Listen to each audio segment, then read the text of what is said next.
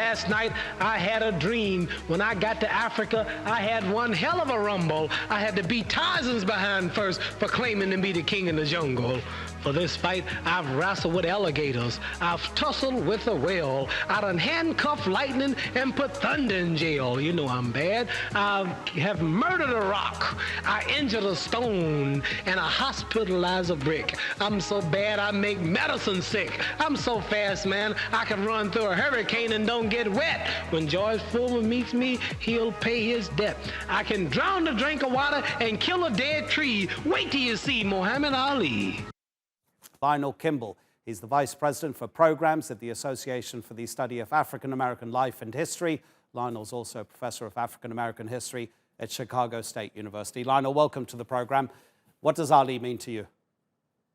Well, I think Ali was one of the most fascinating individuals of the 20th century that could blend both popular culture, civil rights, and sports all together. He's one of my heroes. I idolized the man. I remember growing up as a child watching some old fights with my father. My father was a huge boxing fan. I used to watch Ali in his later years boxing. You know, he's just a phenomenal figure. And as someone who studies the experiences of African Americans here, I think his legacy from the African American freedom struggle, the civil rights movement, has cast a very long shadow that we still are dealing with today. Yeah, tell us a little bit about that. Of course, he refused to be drafted for the Vietnam War. I think the quote was something like, "I haven't got any fight with those Viet Cong." And from that moment, it may well have been before, but for me, that moment was the springboard for him being so much more than a man who wore gloves inside a boxing ring. How did he develop into that, and how much more did he become than a heavyweight champion? Well, I think one of the things that Ali was very adept at was using his platform and using his personality and using really his role, his fame as a way, as a launching point to talk about these larger issues that we're dealing with, oppressed people globally. I think that, he very effectively used television.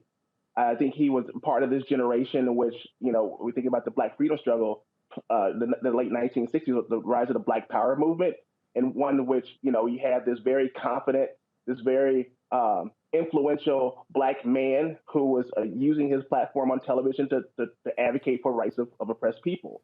I think he appeared at a time in which there was necessary conditions that allowed him to become this very, very public figure outside of sport. Of course, he was born Cassius Clay, and then he joined the Nation of Islam and changed his name to Muhammad Ali. How long did it take for white America to accept that he wasn't a bad person for joining the Nation of Islam?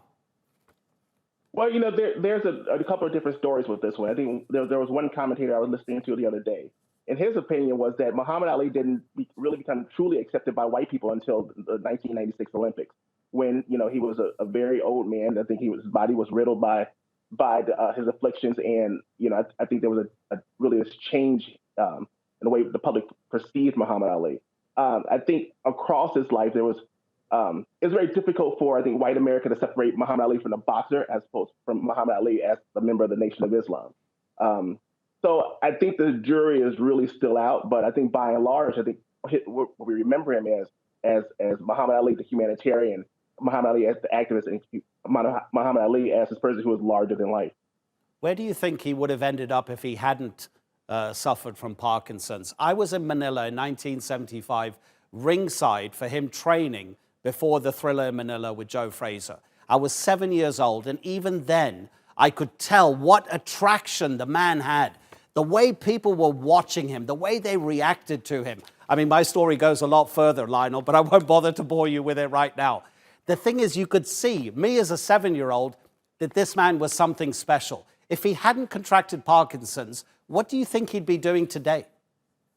I think he would have been really one of the elder statesmen to lead these conversations about what's going on now globally, as far as civil rights and human rights. Like you, I grew up I was fortunate enough to live in Chicago all of my life, and I grew up watching Michael Jordan. So to hear about someone, your impressions or recollections of Muhammad Ali as this larger than life figure, I think I had very similar experiences watching the Chicago Bulls play basketball for much as a teenager and into an adult.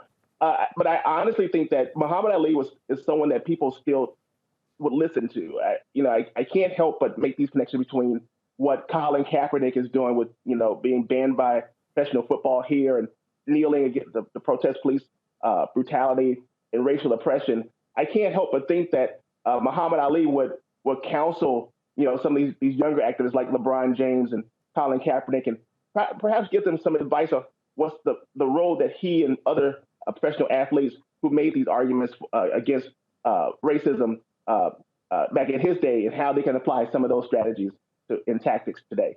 Lionel, I'm very happy you mentioned LeBron James. I've got LeBron's name written in my notes here in the studio. Lionel Kimble, thank you so much indeed for joining us on the News Hour. Take care.